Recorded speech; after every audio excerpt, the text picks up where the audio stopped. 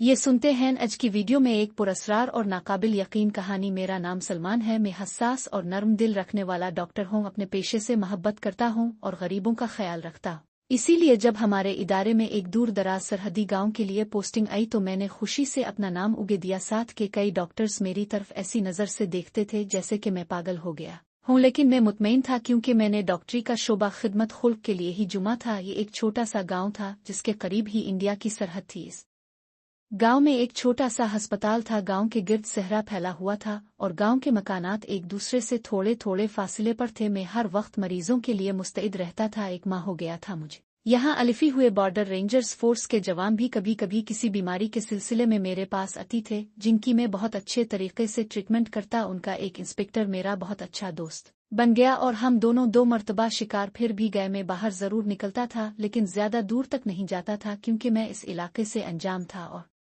मेरे भटक जाने का अंदेशा था। एक दांत ठंडी ठंडी हुआ चल रही थी और मैं इंजॉय करता हुआ थोड़ी दौड़ सहरा में निकल गया, लेकिन अंधेरा होते ही वापसी का सफर शुरू किया। मैंने रास्तों के तयन में बहुत एहतियात बरती लेकिन फिर भी रास्ता करवा दिया। आखिर बहुत मुश्किल से मुझे वापसी का रास्ता मिला। इस वक्त तक काफी अंधेरा हो गया था। मैं वापसी के लिए थोड़ा ही चला था कि मेरे पास से कोई हुआ कि झोंके की तरह गुजर गया। मैंने जल्दी से पलट कर पीछे देखा लेकिन मुझे कोई नजर ना आलिफ बल्कि हुआ का झोंका खुशबू लेकर मेरी नाक से टकराया और मैं बेखुद सा हो गया। फिर मैंने बेताब होकर वो सारा एरिया जेन मारा लेकिन मुझे इस खुशबू के अलावा कुछ ना मिला। मैं काफी परेशान और उलझा हुआ वापस अपने अस्पताल अलिफ गया। अस्पताल छोटा सा था जिसके 3 कमरे थे, 2 कमरे अस्पताल के लिए और बीच में भी रहाइश थी। मैं अपने कमरे में बेटा काफी देर तक इस खुशबू के मुताल्लिक सोचता रहा। वो खुशबू पूरी रात मेरे हवासों पर छाई रही। एक दफा तो ऐसा लगा कि वो खुशबू वाली शख्सियत जो कोई नहीं है मेरी कमरे की शादी के लिए है, ये परसास होते हैं। मैं उठा और दबे पांव खिड़की के पास पहुंचा और जल्दी से खिड़की चौपट खोल दी कि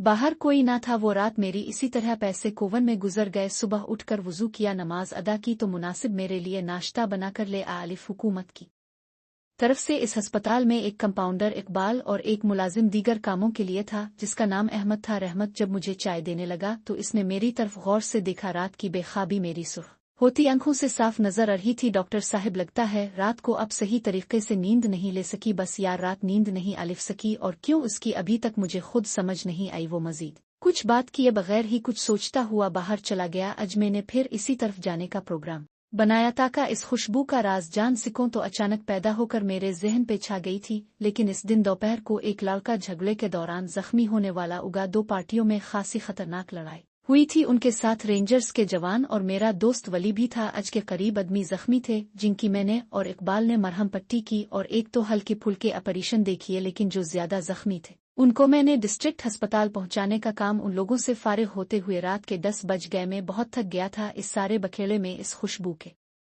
राज को जाना भला ही दिया था। इंस्पेक्टर वली को मैंने रोकने की कोशिश की। खाना साथ खाते हैं क्या कहते हो? अब नहीं डॉक्टर, उन लोगों की सुलह सफाई करानी है वरना बहुत मुश्किल हो जाएगी। वो माजरत करके चला गया और फिर मैं भी खाना खाते ही चारपाई पे लेट गई, सो गया। रात किसी पहर हल्की से फटकी की आवाज से मेरी आंख खिल गई। इसी वक्त किली खिड़की से इसी खुशबू का एक झोंक आया और मुझे मुअत्तल कर दिया। मैं बेखुदी के आलम में एक लड़की तक पहुंचा लेकिन वहां कोई ना था, बस वही खुशबू फैली हुई